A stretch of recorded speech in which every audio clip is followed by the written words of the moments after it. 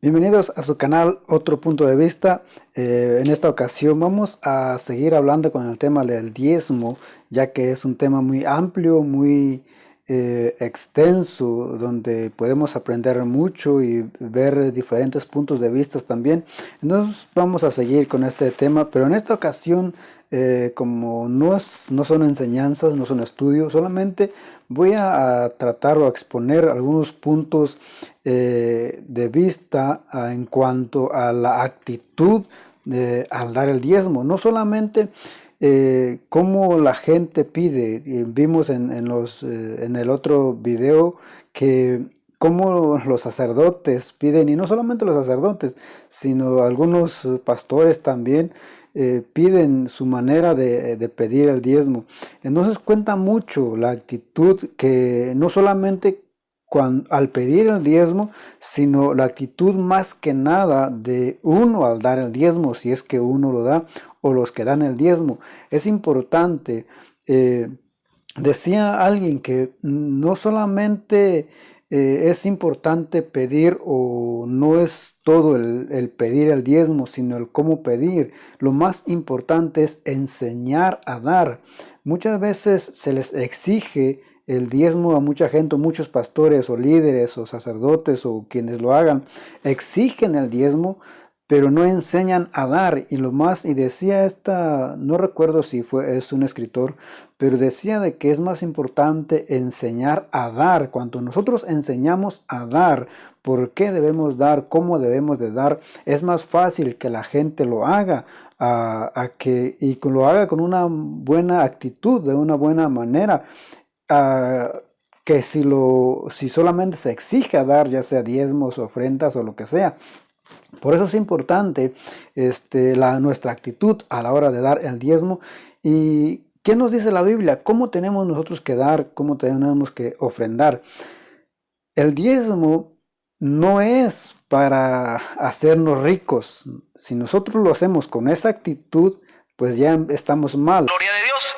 Hay promesas para los enfermos y son promesas de sanación. Hay promesas para las personas que están oprimidas por el diablo. Son promesas de liberación. Y hay promesas de prosperidad, de liberación financiera. Es decir, que este tema del diezmo le sirve mucho a todas las personas que están endeudadas, que tienen problemas económicos, que están mal, que no saben qué hacer, que les ha ido mal, que les han hecho brujería, que ruinas, que no sé qué más. Y por eso este es un regalo para ustedes. Malaquías 3:10. El diezmo tampoco no es para pagar los pecados o las deudas que los difuntos dejaron, que no es abonar para las deudas de los difuntos. Tampoco es para eso el diezmo. El diezmo tampoco es un seguro para que nada malo nos pase. Eso tampoco no es la actitud por la cual tenemos que dar. Entonces vamos a ver qué es lo que nos dice la Biblia acerca de nuestra actitud. ¿Cuál debe de ser nuestra actitud al dar el diezmo? Y es bueno comenzar reconociendo lo que dice en Salmos. Dice Salmos 24:1, dice de que de Jehová es la tierra y su plenitud, el mundo y lo que en él habita. Primeramente se dice de que Dios no necesita de nuestro dinero. Y es cierto, Dios no necesita que nosotros le demos dinero, no necesita que nosotros le traigamos aún ofrendas o animales como se hacía en aquel tiempo. Pero su obra sí necesita. Y el mismo Jesús hablaba de las ofrendas, o de lo que se necesitaba para el sostenimiento de la iglesia. Dentro de su grupo de discípulos estaba Judas, que era el tesorero. Entonces el dinero sí se necesita, el financiamiento, materiales o recursos humanos. Entonces todo eso se requiere para la obra de Dios, para el sostenimiento de la obra. Pablo habla mucho de las ofrendas, también de las ayudas para otras iglesias y para los hermanos. Entonces el recurso humano, económico, financiero se necesita. Dios, como Dios, claro, no necesita, como dice ahí en Salmos. Ahí mismo en Salmos capítulo 50, verso 2, también dice de que si yo tuviera hambre, no te lo diría a ti. Si yo tuviese hambre, no te lo diría a ti, porque mío es el mundo y su plenitud, dice ahí en Salmos. Y si yo tuviera hambre, yo no tomaría tus becerros. Entonces dice, yo conozco a las aves del cielo, yo conozco a todos los animales. Mío es todo lo que hay en el mundo es mío, entonces yo no necesito. Y si yo necesitara algo, no te lo pediría a ti, dice Dios ahí en Salmos. Entonces, teniendo eso en cuenta, teniendo eso en mente, ¿cuál debe de ser nuestra actitud al dar? Ya sea el diezmo o sea las ofrendas, como hemos dicho en otros videos, independientemente si algunos o dentro de lo que es el diezmo está dentro de la ley o es fuera de la ley, estamos en la gracia. Pero para los que lo hacen, para los que dan el diezmo, ¿cuál debe de ser esa actitud? Y para empezar con estos puntos, vamos a ver también ahí en lo que dice David en primer libro de Crónicas, capítulo 29, y eso es bueno que tengamos eso en mente, porque esa tiene que ser nuestra actitud. ¿Qué es lo que dice en el primer libro de Crónicas, capítulo 29, del verso 12 en adelante? Y ahí habla acerca de la construcción o los preparativos para la construcción del templo. Y es bueno que leamos este pasaje. Dice, las riquezas y la gloria proceden de ti, y tú dominas sobre todo. En tu mano está la fuerza y el poder, y en tu mano el hacer grande y el dar poder a todos. Ahora pues, Dios nuestro, nosotros alabamos y loamos tu glorioso nombre, porque ¿quién soy yo y quién es mi pueblo para que pudiésemos ofrecer voluntariamente cosas semejantes? Pues todo es tuyo, y de lo recibido de tu mano te damos. Vemos cuál es la actitud que tiene David. David reconoce de que todo lo que nosotros tenemos, o todo lo que él tenía, y él siendo un rey, pues era de Dios. En sí, todo lo que dice David, de lo que tú nos das, eso mismo te ofrecemos. Nosotros no podemos darte nada de nosotros mismos, sino que todo lo que recibimos de ti, eso mismo es lo que te ofrecemos. Entonces, esa debe de ser también nuestra actitud al dar, ya sea el diezmo, o sea las ofrendas, o cualquier cosa que nosotros demos para la obra de Dios, es eso. En otro pasaje dice de que tu derecha no sepa lo que hace tu izquierda. Entonces, eso es bueno tenerlo en cuenta. Primero, reconocer de que Dios no necesita de nosotros, no necesita que nosotros le demos a Él, que nosotros de nuestra ayuda para Él poder sostenerse, pero su obra sí necesita. Lo otro es reconocer de que todo lo que nosotros tenemos, lo tenemos por Él, porque Él nos lo ha permitido. Y eso también dice ahí en Proverbios por esa razón dice en Proverbios capítulo 3, versos 9 al 10, honra a Jehová con tus bienes, y para que seas prosperado, para que Dios te prospere, o serás prosperado. O sea, si nosotros honramos a Dios, ¿y cómo honramos a Dios? Pues ayudando, dando para su obra, para el sostenimiento de su obra, para lo que se necesite dentro de las iglesias, o dentro de la iglesia, o dentro de lo que se ocupen con los gastos. ¿Cuál es el otro punto? ¿Cuál la otra actitud que tenemos que tener a la hora de dar el diezmo? Cuando hablamos del diezmo, nos vamos a Abraham para decir que el diezmo es antes de la ley. Pero leí en una ocasión, y no recuerdo bien si antes de Abraham o en el tiempo de Abraham, el diezmo ya se daba como un tributo dentro de las ciudades, o en las ciudades alrededor de donde él estaba. ¿Y cómo lo hacían estas ciudades?